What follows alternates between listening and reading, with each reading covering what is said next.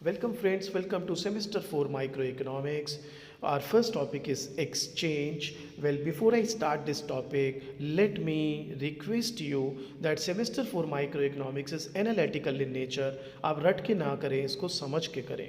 आइए अब पहला टॉपिक शुरू करते हैं, पार्शियल इक्विलिब्रियम एनालिसिस. वेल बच्चों, सेमेस्टर 3 तक जो माइक्रो इकोनॉमिक्स आपने पढ़ी है वो पार्शियल इक्विलिब्रियम एनालिसिस होता है. बच्चों कहते हैं इसका क्या मतलब है, आप बताइए. जब सेम 3 में मैं आपको सिखाता था कंज्यूमर ऑप्टिमम, कंज्यूमर इक्विलिब्रियम, तो हम कंज्यूमर ऑप्टिमम करते हुए प्रोड्यूसर के बारे में थोड़ा ना सोचते थे. सिमिलरली जब हम कॉस्ट मिनिमाइजेशन करते थे विच इज़ प्रोड्यूसर ऑप्टिमम, तो हम कंज्यूमर के बारे में नहीं सोचते थे. So such analysis is called as partial equilibrium analysis. आओ थोड़ा पढ़ते हैं इसके बारे में.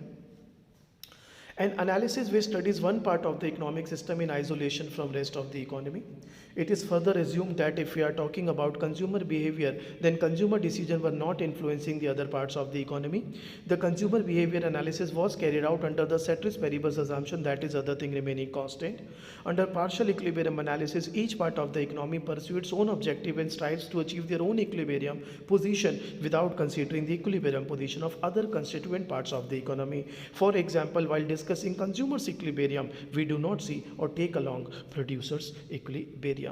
तो बेटा ये था जो आप अभी तक करते थे, पर अब यहाँ से लाइफ डिफरेंट हो जाएगी. Will now be considering general equilibrium analysis. As the name suggest, general equilibrium यानी collective equilibrium. In simple words, consumer producer equilibrium together. So general equilibrium analysis is concerned with the study of economic system as a whole and how all the constituent parts of the economic system work together. General equilibrium is said to be attained when all the constituent parts of the economic system are simultaneously in equilibrium. For example, consumer-producer equilibrium together. Simultaneous equilibrium is reached when there is neither excess demand or nor excess supply at a given price. Well, that is no rocket science. Forget about simultaneous equilibrium. You talk about any equilibrium. Equilibrium का मतलब है demand supply बराबर. There can be no excess demand or no excess supply at equilibrium, whether it is an individual equilibrium or a simultaneous equilibrium. All decision-making units in the economic system must be able to achieve their individual objectives simultaneously for a general equilibrium to be attained. It does not require ceteris paribus, that is, other things remaining constant. आइए शुरू करते हैं. तो मेरे बच्चों, in order to understand general equilibrium हम सबसे smallest case लेंगे. So to analyse general equilibrium we consider दो कंज्यूमर हैं ए एंड बी, दो गुड्स हैं x1 and x2, and both consumers have fix initial endowment of the two goods, जिसको omega 1 omega 2 भी कहते हैं. कुछ टीचर्स W1 W2 भी लिख देते हैं. So the analysis considers pure exchange where the trade among two consumers is analysed. तो आइए अब शुरू करते हैं. आपको कॉलेज में बड़ा मज़ा आया होगा इसे करते हुए. आइए मेरे से समझिए इसको देखने का एक दूसरा पॉइंट ऑफ व्यू में भी आपको अच्छा लगे. सो सबसे पहले हम एक टूल का इस्तेमाल करेंगे. That tool is called Edgeworth box. Well, the Edgeworth box is used to analyze the exchange of the two goods between the two consumer. It is named after mathematical economist F.Y. Edgeworth, who was a Britisher. आइए शुरू करते हैं. सो दो consumer है बेटा, A और B. So A and B are two consumer. Origin O A belongs to consumer A, origin O B belongs to consumer B. ये उनके इनिशियल एंडोमेंट हैं जो सेम 3 में बताया था ना, endowments. Consumer A is endowed with this much, consumer B is endowed with this much. So we will now combine these two commodity spaces together by rotating consumer B's commodity axis 180 degree so that B's origin OB is in the upper right hand corner. आप सोच रहे होगे यार ये क्या लिखा है, ये कुछ समझ नहीं आया. अब मुझे भी नहीं आया. आइए सिखाते हैं क्या है ये. ठीक है, प्रैक्टिकल करके देखते हैं.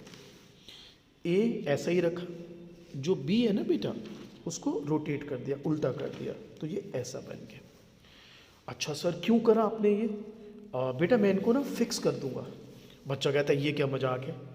मैंने कहा देख बेटा ये और ये फिक्स कर दिया. कहता है नहीं समझ आया. चल ठीक है, फिर मैं तेरे को दूसरे तरीके से सिखाता हूँ. ठीक है, दूसरे तरीके से सिखाता हूँ तेरे को. सपोज ए के पास इनिशियल एंडोमेंट गुड 1 30 यूनिट्स है और गुड 2 10, और बी के पास गुड 1 10 है और गुड 2 30. ठीक है, हाँ सर ठीक है. अब मुझे बता, टोटल मार्केट में दो ही कंज्यूमर है. गुड 1 कितना अवेलेबल है टोटल? 30 और 10 40. गुड बी कितना अवेलेबल है? 10 और 30 40. ठीक है, चल अब मैं तेरे को सिखाता हूँ बेटा. तो बेटा सबसे पहले ए की बात कर रहे थे हम. ये ओरिजिन ऑफ ए. ठीक है, if I am not wrong 30 और 10, और ये origin of B. If I am not wrong ये था 30 और 10 देख लेते हैं। Good 1 30 good 2 10, good 1 30 good 2 10, good 1 10 good 2 30, good 1 10 good 2 30। ठीक है जी, ठीक है सर। अब टोटल गुड 1 कितना अवेलेबल है? 30 + 1 40। ठीक है, अब करना क्या है वो देखो, ये ओ ए वहाँ से फिक्स कर दो उल्टा ओ बी रोटेट करके। गुड 1 टोटल कितना अवेलेबल है सर? 40। कैसे? 30 + 10। गुड 2 कितना अवेलेबल है सर? 10 + 30 40, ये 40। ठीक है, अब एक तरीका समझा देता हूँ। एक अगर एक की भी आप एंडोमेंट लिख दो, लाइक 10 20 30, 10 20 30 40। गुड 1 ए का कितना है? 30 और 10। हाँ सर, ये 30 और 10। बी का ऑटोमेटिकली आ जाएगा। अच्छा जी, कैसे आ जाएगा? ये देखो, अब ये देखो, ये 10 यूनिट्स है और ये 30 यूनिट्स है। उसका उल्टा देखना होता है। इसका फिट करा 30 10, रेस्ट ऑफ द 10 गुड 1 का बिलोंग्स टू बी, ये 10 है, rest of the 30 belongs to B. This is how, ये भी हमने ये ऐसे ही फिक्स किया था इसको, ये देखो। और अगर नंबर से देखना है तो ये देखो, यही तो फिक्स किया है। ठीक है बच्चों, चलिए आगे बढ़ते हैं। सो अब हम इसको यूटिलिटी फंक्शंस के साथ, प्रेफरेंसेस के साथ भी शो करेंगे। So consumer A and B's preferences for x1 and x2 have been shown using indifference curves.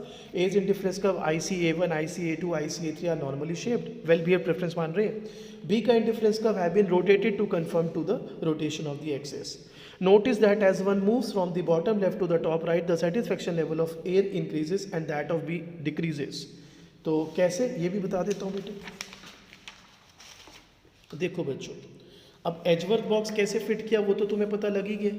तो ये एजवर्थ बॉक्स बनाया ओ ए, इसका ओरिजिन है, ये इसके ऐसे आईसी इंडिफरेंस मैप बना रहा हूँ मैं। सो ये हो गया IC1 of A, IC2 of A, IC3 of A, IC4 of A, यानी higher the IC higher the satisfaction. देखिए वेल बिहेव्ड प्रेफरेंसेस बी के भी हैं, लेकिन क्योंकि बी का ओरिजिन उल्टा है ना बेटा, तो उसको ऐसा बनेगा। बात को समझो, लॉजिक समझो। ये नहीं है कि उल्टे बने हुए, आप इसको ऐसे देखो। अब बी की दृष्टि से अगर देखो तो नॉर्मल आईसी है, ब्लू वाले।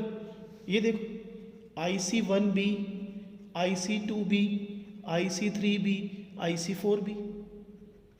ठीक है, सो दिस इज हाउ ये आईसीज आपको तैयार करने होंगे। I hope clear, this is how ये आईसीज आपको बनाने होंगे। तो यही हमने यहाँ पर लिखा था बेटा, मैं दोबारा पढ़ देता हूँ आपके लिए। So notice that as one moves from the bottom left to the top right, the satisfaction level of consumer A increases and that of B decreases. कैसे, आप बताओ, खुद सोचो। अगर यहाँ से आगे की तरफ जा रहे हो तो ए तो 4 पे जा रहा है, 1 2 3 4 हायर आईसी। बी क्या जा रहा है? 4 3 2 1 lower IC, right. So in other words, consumer A moves to a higher IC and B moves to a lower IC. चलिए, आई होप ये क्लियर। आगे बढ़ते हैं, इसी चीज़ को मैं शो कर रहा हूँ एक एग्जाम्पल के साथ। तो सपोज गुड 1 20 है ए के पास, गुड 2 10 है। इसके पास गुड 1 10 है और गुड 2 20 है। यूटिलिटी फंक्शन दोनों की कॉप डगलस है, यानी यूटिलिटी 200 और 200 आ रही है। अब अगर मैं एजवर्थ बॉक्स बनाऊं तो गुड 1 कितना अवेलेबल है? 20 + 10 30। गुड 2 कितना अवेलेबल है? 10 + 20 30। तो सबसे पहले तो एजवर्थ बॉक्स 30 30, इसका फिट कर दो 20 10, उसका वैसे ही आ जाएगा 10 और 20। और ये वो जो इंडिफरेंस मैंने आपको बना के दिया था अभी इंडिफरेंस का उसके साथ। आई होप यहाँ तक क्लियर। ठीक है, अब मैं आपको कुछ सिखा रहा हूँ बेटा, ये थोड़ा सा आपको ट्रिकी लग सकता है, इसके लिए आपको बहुत ही संभल के करना होगा, बहुत आराम से।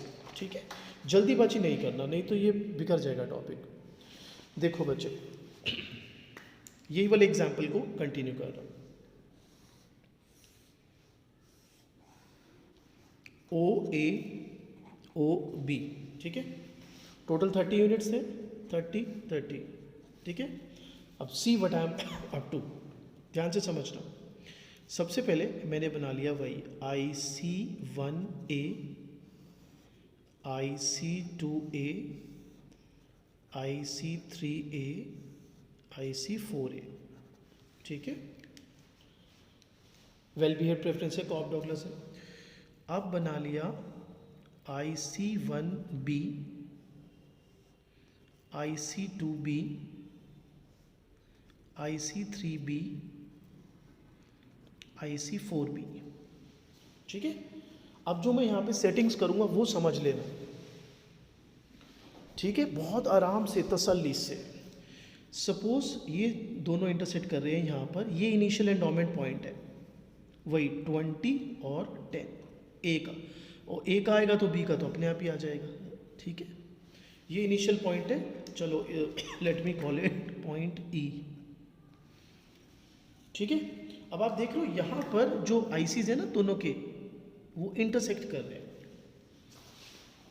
ठीक है, तो मैंने इंडिफरेंस कर्व्स भी बना दिए, एजवर्थ बॉक्स भी बना दिया, और आपको बेसिकली शो कर रहा हूँ कि जहाँ से इनिशियल एंडोमेंट है वो ये पॉइंट है ई।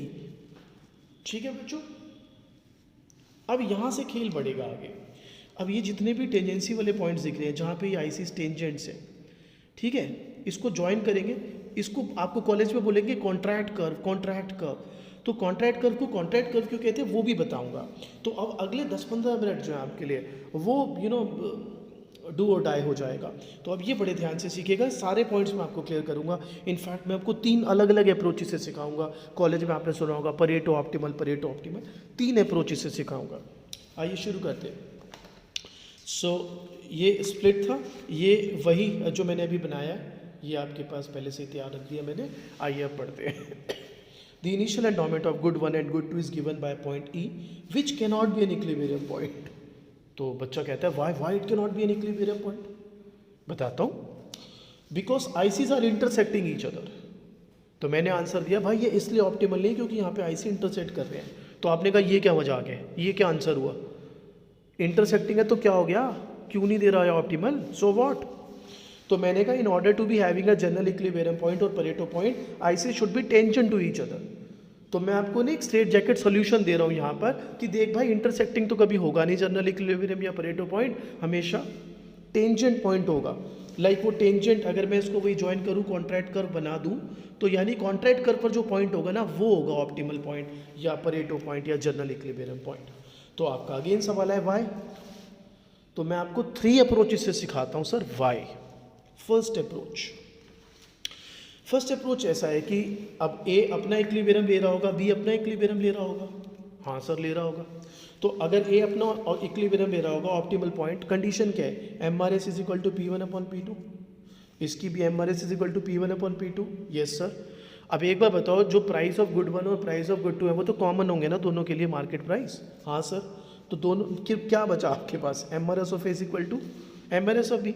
हाँ सर। तो M R S slope of ICs होता है, यस। तो बेटा अगर आईसीस के स्लोप्स बराबर हैं तो don't you think IC tangent होगा। तो पहली अप्रोच ये होती है जिसके थ्रू आप ये प्रूव कर सकते हो कि क्यों टेंजेंट पॉइंट ही ऑप्टिमल पॉइंट है। क्यों इसको परेटो पॉइंट कहते हैं वो भी बता रहा हूँ, बट इसको परेटो पॉइंट कहते हैं बेसिकली। तो सवाल उठता है कि इंटरसेक्टिंग क्यों नहीं है, टेंजेंट पॉइंट ही क्यों है, या कॉन्ट्रैक्ट कर्व वाला पॉइंट ही क्यों है। तो वो मैंने आपको बताया पहली अप्रोच इस तरह से। पर आई am not a big fan of this particular approach. मैं एक और अप्रोच सिखाता हूँ आपको। Point E is not an equilibrium point, let's see why. अब ध्यान से समझना, ये पॉइंट ई है, हाँ सर है।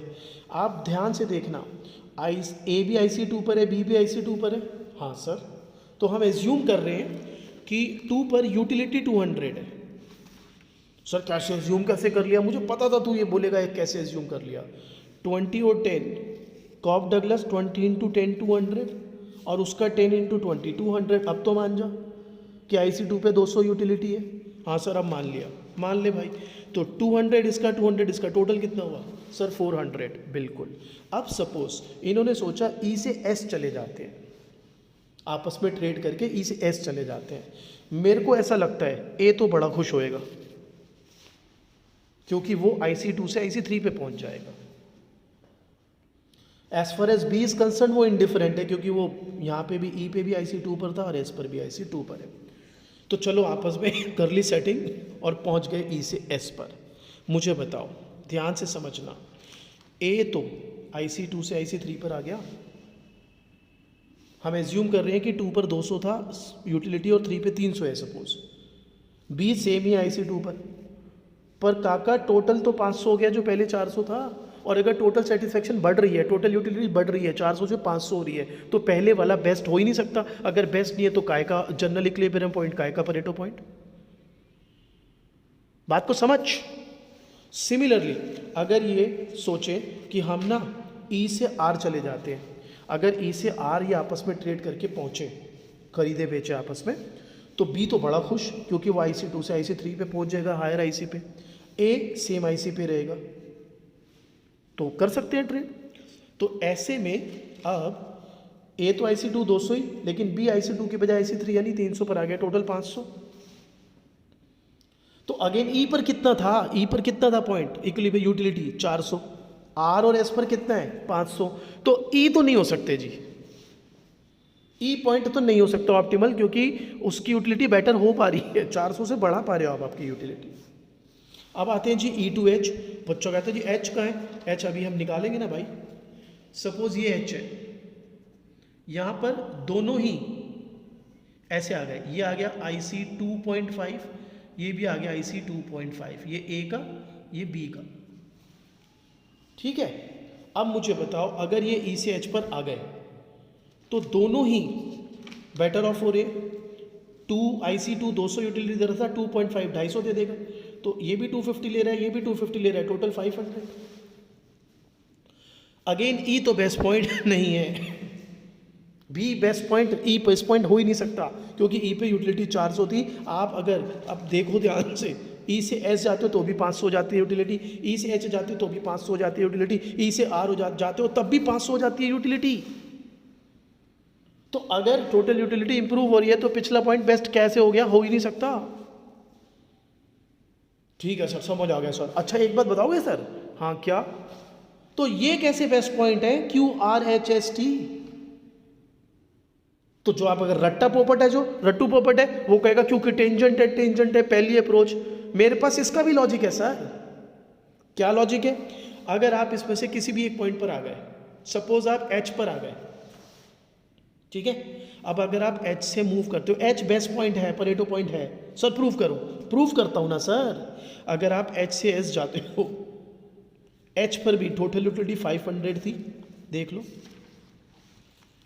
और S पर भी टोटल 500 है, यानी इंप्रूवमेंट नहीं हो रहा यूटिलिटी का, यानी बेस्ट है, H बेस्ट है, क्योंकि इसके ऊपर नहीं हो रही यूटिलिटी बढ़ रही। 500 H पे थी, हाँ S पे अगर तू जाता है E से H से S पर तो भी 500 ही है, S से आ जाता है तो भी 500 ही है, यानी H बेस्ट है। और एक मजे की बात बताऊं लल्ला, H से अब तू कहीं जा ही नहीं सकता। क्या बात कर रहे हो सर, क्या बात कर रहे हो, क्यों नहीं जा सकते? E से S जा सकते, E से H जा सकते, E से R जा सकते हैं, H से नहीं जा सकते। क्यों? H मैं कह रहा हूं अगर तू इसमें से किसी भी पॉइंट पर आ गया, R H S T Q, यानी किसी भी टेंजेंट पॉइंट पर आ गया, यानी कॉन्ट्रैक्ट कर्व में किसी भी पॉइंट पर आ गया, तो तू यहां से मूव नहीं करेगा। और सर क्यों नहीं मूव करूंगा, मुझे लॉजिक बताओ। लॉजिक भी देता हूं ना, चल एक एग्जाम्पल देता हूं। मेरे को ना लाल रंग बहुत पसंद है, आई लव रेड। हाँ तो मैं क्या करूं, तो अपनी उंगलियां काट दे भाई प्लीज। क्या मतलब? अरे मुझे लाल रंग बहुत पसंद है, अपनी उंगलियां काट दे। सर आपका दिमाग खराब हो गया है क्या? आपको लाल रंग पसंद है तो मैं अपनी उंगली क्यों काटूं? नहीं काटेगा ना? हाँ नहीं काटूंगा। तो अब एक बात बता, अगर H से S गए तो A तो बेटर हो रहा है, हाँ हो रहा है, मगर B तो वर्स ऑफ हो रहा है, हाँ हो रहा है, तो फिर B क्यों करेगा ट्रेड? तेरे लाल रंग के चक्कर में वो क्यों उंगली कटवाएगा?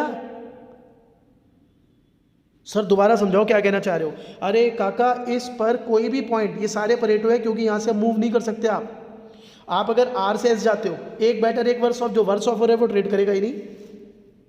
तो सर E से कैसे ट्रेड करा दिया था? अरे E से S में एक बेटर ऑफ हो रहा था और एक वर्स ऑफ नहीं हो रहा था, एक इनडिफरेंट था। E से R में भी यही था, और E से H में तो दोनों ही बेटर ऑफ हो रहे थे। इसीलिए परेटो पॉइंट, अभी मैं तेरे को परिभाषा दूंगा ना परेटो पॉइंट की, तो तेरे को ये पॉइंट उसमें दिखेंगे। ये कॉन्ट्रैक्ट कर्व है। कॉन्ट्रैक्ट कर्व क्या है? Locus of Pareto points. Pareto points क्या है? General equilibrium points, best points. तो सर इसको कॉन्ट्रैक्ट कर्व क्यों कहते हैं? क्योंकि यहाँ पे अगर इनमें से किसी भी पॉइंट पर आ गए, कॉन्ट्रैक्ट वहीं पर एंड हो जाएगा। अब इसके आगे नहीं होंगे कॉन्ट्रैक्ट्स, क्योंकि इसके आगे एक पार्टी बेटर ऑफ होगी, एक वर्स ऑफ, तो जो वर्स ऑफ है वो ट्रेड नहीं करेगी। आप कटवाओगे अपनी उंगली? नहीं सर मैं क्यों कटवाऊंगा, तो फिर वो क्यों करेगी ट्रेड? ठीक है। सो ये है सेकंड अप्रोच इसको सीखने की। बुक्स में नहीं मिलेंगी ये चीजें बेटे जो मैं आपको दे रहा हूं, ध्यान से सीखना। आ जाइए अप्रोच 3 करने से पहले परेटो एफिशिएंट की डेफिनेशन, परेटो एफिशिएंट एलोकेशन की, परेटो पॉइंट भी कह सकते हैं। So a Pareto efficient allocation can be described as follows. There is no way to make all people involved better off. There is no way to make some individual better off without making someone else worse off. All the gains from trade have been exhausted. There are no mutually advantageous gain trade to be made and so on. बताता हूँ एक एक करके. There is no way to make all people involved better off. अब अगर तू Pareto point पर आ गया बेटा, अब अगर तू यहाँ से मूव करता है, पॉसिबल ही नहीं है कि सभी को बेटर ऑफ कर पाओ। एक को बेटर ऑफ करोगे, एक वर्स ऑफ होगा। There is no way to make some individual better off without making someone else worse off. वही बात, अगर आप आर से एस जा रहे हो तो A better off B worse off, R S से आर जा रहे हो तो B better off A worse off. All the gains have been exhausted, तो जो भी आप फायदे ले सकते थे जब ई से आपने लिए, ई से आर जाते हुए वो खत्म हो चुके हैं। इसके बाद there are no mutually advantages gain. मैं आपको बता दूं, ये जो हिस्सा है पूरा, अब थोड़ा सा मैसी हो जाएगा डायग्राम, इसको कहते हैं म्यूचुअली एडवांटेजेस रीजन। ठीक है, ये म्यूचुअली एडवांटेजेस रीजन कहते हैं इसको, तो उसी के बारे में यहाँ बात हो रही है। सो the Pareto efficient allocation is one in which there is no feasible reallocation of goods that would make all consumer at least as well off and at least one consumer strictly better off। यानी Pareto point वो है जो अब अगर आप achieve कर गए हो तो अब अगर यहाँ से मूव करते हो तो एक बेटर होगा और एक वर्स ऑफ होगा ही होगा। Third approach, all the points on contract curve are Pareto points. What is contract curve? Well, a contract curve is the locus of tangency points of the indifference curves of the two consumers। Example सिखाते हैं आपको, चलिए guys, तो workbook question शुरू करते हैं। Example number 1, we have here two consumers A and B with their respective utility functions. इस particular case में आप पाएंगे ए का भी कॉप डगलस यूटिलिटी फंक्शन है, बी का भी कॉप डगलस यूटिलिटी फंक्शन है। दोनों की इनिशियल एंडोमेंट बी गिवन है, ए के पास इनिशियल एंडोमेंट है 3 and 2 और बी के पास इनिशियल एंडोमेंट है 1 and 6। हमें एक इन्फॉर्मेशन भी दी गई है, A and B together consume twice as much x2 as x1। ये काफ़ी इंपॉर्टेंट इन्फॉर्मेशन रहेगी, क्यों मैं भी आपको बताता हूँ। अब मेरे बच्चों, there are certain parts which I am going to solve for you. Part 1 है draw Edgeworth box with ICs. तो मैं आपको एक बार दिखा देता हूँ, it's draw Edgeworth box with ICs. तो मेरे बच्चों ये तो पूरा बना हुआ है, मैं आपको पूरा स्टेप बाय स्टेप बना के दिखाता हूँ राजू। ठीक है, सो ये हमारा क्वेश्चन है आपके सामने। मैं इस क्वेश्चन को आपको सॉल्व करके देता हूँ मेरे बच्चों। सबसे पहले आप अगर एजवर्थ बॉक्स बनाना चाहते हैं तो आप देख लीजिए गुड 1 कितना अवेलेबल है। वेल 3 + 1 4 और गुड 2 कितना अवेलेबल है 2 + 6 दैट इज़ 8। तो आपको सबसे पहले ये पता होना चाहिए आपके पास गुड्स कितने अवेलेबल हैं। अब मैं इस पर काम करता हूँ आपके लिए। देखिए, अगर आपको एजवर्थ बॉक्स बनाना है, यू नो वेरी वेल कि आपके पास 2 कंज्यूमर्स हैं। इन दिस पर्टिकुलर केस मैं जो एजवर्थ बॉक्स बना रहा हूँ आपके लिए बच्चों, वो यहाँ से आ जाएगा OA एंड ये हो जाएगा OB।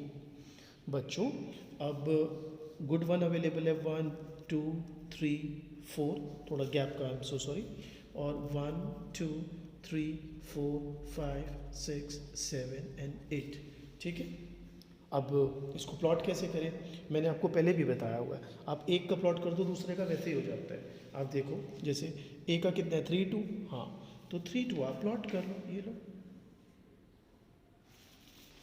सर इसके बी का कैसे मिलेगा, अरे मिल गया ना बेटा, ये 1 और ये 6। ठीक है, ये हो गया आपका इनिशियल एंडोमेंट पॉइंट। अच्छा, आपको क्वेश्चन में क्या बोला है वो देख लीजिए। आपको क्वेश्चन में बोला है draw Edgeworth box with ICs. तो मैं आईसीज जो है आपके लिए वो बनाता हूँ, आप देखिए उसको ध्यान से देखिए।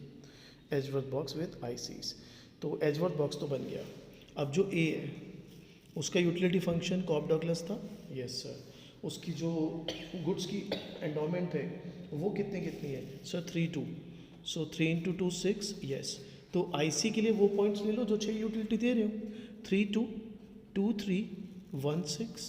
सर 6 1 6 1 भी हो सकता है, नहीं हो सकता, गुड 1 6 है ही नहीं आपके पास। तो आइए 3 2 प्लॉट किया, 2 3 प्लॉट किया, 1 6 प्लॉट किया, और ये आ गया मेरे बच्चों आईसी ऑफ ए। बी के लिए उल्टा चलना है, तो मगर उससे पहले उसका utility function Cobb Douglas, goods 1 into 6 6, तो इसके लिए भी पॉइंट्स कौन से चलेंगे, 3 2 2 3 1 6। ठीक है, मैं इसके लिए थोड़ा कलर चेंज कर देता हूँ। देखो मेरे बच्चों बी को कैसे सॉल्व करें। ये वाला पॉइंट उसका 1 6 ही है, आप अगर नोटिस करो। अब उसका 2 और 3 2 और 3 यहाँ पर आएगा। नोटिस करना ये चीज़ में बहुत बच्चे फंसते हैं। देखो 2 और यहाँ से 8 7 6 5 ये 3, और उसका 3 2, ध्यान से देखना यहाँ तक गया, ये 3 ये 2, तो ये अब उसका आईसी बनेगा। कॉप डगलस है ना, नॉर्मल ऐसा कॉन्वेक्स आईसी। सो ये ए का आईसी और बी का आईसी, ये हमने यहाँ पर तैयार कर लिए बच्चों। तो अब मैं जो सीधा बना रखा है वही दिखा देता हूँ आपको, थोड़ा सा सही रहेगा आपके लिए। चले, सो ये मैंने ऑलरेडी बना दिया आपके लिए। So draw Edgeworth box with IC. इस गुड 1 की अवेलेबिलिटी 4, गुड 2 की अवेलेबिलिटी 8, ए का यूटिलिटी 6, बी का यूटिलिटी वैल्यू 6, और ये पॉइंट्स लिए हमने। अभी ये आईसी बना दिया। इफ़ यू आर वंडरिंग ये हरी लाइन कौन सी है अभी बताता हूँ। अब सेकेंड पॉइंट कहते हैं what condition must be satisfied at Pareto optimum, show the locus of such allocation. Locus मतलब कॉन्ट्रैक्ट का। तो आपको तो मैं पीछे थ्योरी में बता के आ रहा हूँ, परेटो ऑप्टिमैलिटी होती है where M R S of A is equal to M R S of B. Yes sir, मैं सेम 3 में बताता हुआ आ रहा हूँ M R S of A क्या होएगा, या एम आर एस क्या होता है sir, M U of X upon M U of Y. ठीक है, एम यू ऑफ एक्स क्या होता है सर, पूरे यूटिलिटी फंक्शन को डिफ्रेंशिएट करते हैं विद रिस्पेक्ट टू गुड 1, और एम यू ऑफ वाई या M U of good 2 sir पूरे यूटिलिटी फंक्शन को गुड 2 से डिफ्रेंशिएट करते हैं। तो जब आप ऐसा करेंगे, इनके यूटिलिटी फंक्शन आपके सामने है, इनका यूटिलिटी फंक्शन मैं आपको दिखा देता हूँ। नॉर्मल कॉप डगलस ही है, तो ये यूटिलिटी फंक्शन है। अगर आप इसको x1 से डिफरेंशिएट करोगे you will be left with this, इसको x2 से डिफरेंशिएट करोगे you will be left with x1। So this is same for A and B both. तो अब होता क्या है कि अगर दोनों कॉप डगलस होना तो ये डेड एंड हो जाएगा आपका, इसके आगे सॉल्व भी नहीं हो सकता क्योंकि दोनों सेम जैसे हैं। तो ऐसे में ऐसा कुछ कंडीशन काम आएगा आपके, जैसे यहाँ लिखा है A and B together consume twice as much x2 as x1। Show करता हूँ बेटे। सो ये इसी को मैं यूज़ कर रहा हूँ। As they consume twice as much x2 as x1, therefore contract curve will be formed as 1 2 2 4 3 6 4 8। और हमेशा यूजुअली क्या होता है, जब आप M R S of B ये कंडीशन लगाते हो ना, वो कॉन्ट्रैक्ट कर्व की कंडीशन निकल आती है। लेकिन अगर दोनों कॉप डगलस हो, जैसा ये यहाँ पे अटक गया, तो यहाँ पर कॉन्ट्रैक्ट कर्व की कंडीशन वो जो गिवन था that they consume twice as much x2 of x as x1, वो कॉन्ट्रैक्ट कर्व की कंडीशन बनेगी। सो 1 2 2 4 3 6 4 8 यही यहाँ पे प्लॉट किया मैंने बेटा। 1 2 2 4 3 6 4 8, join it and you have your contract curve.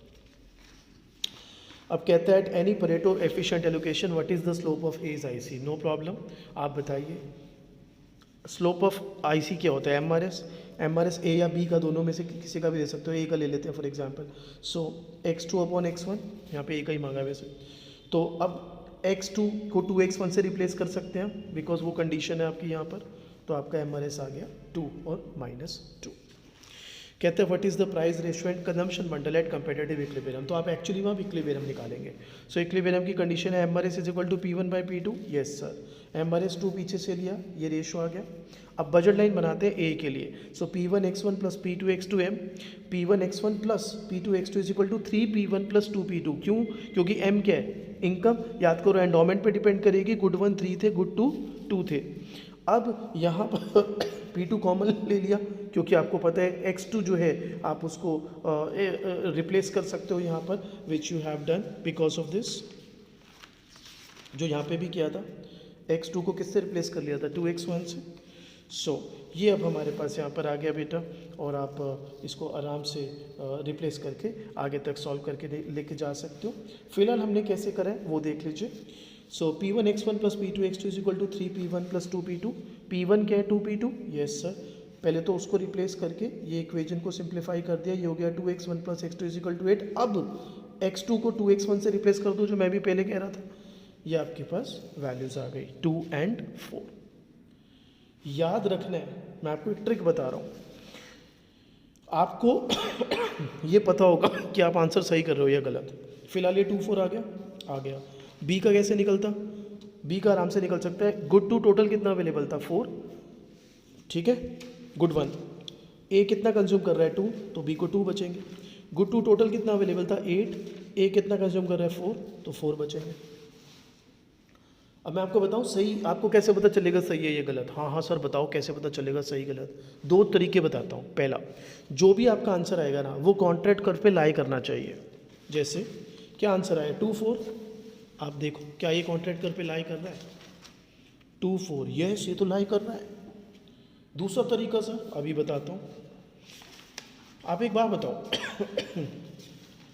Earlier इनकी यूटिलिटी कितनी थी, ए की और बी की? सर 3 × 2 6, 1 × 6 6। हाँ, अब कितना कितना कंज्यूम कर रहे हैं? सर दोनों ही 2 और 4 कंज्यूम कर रहे हैं, यानी दोनों की यूटिलिटी कितनी हो गई है? सर 8। तो बेटा पहले से या तो दोनों की यूटिलिटी बड़ी होनी चाहिए, या पहले से एक की यूटिलिटी बड़ी होनी चाहिए, एक की सेम होनी चाहिए। जो मैंने थ्योरी में भी सिखाया था, वो ई से एस तक जा सकता है, ई से आर जा सकता है, ई से एच जा सकता है, राइट। चलो एक और एग्जाम्पल कराते हैं आपको वर्कबुक का। एग्जाम्पल 2, कंज्यूमर ए और बी अगेन 2 हैं।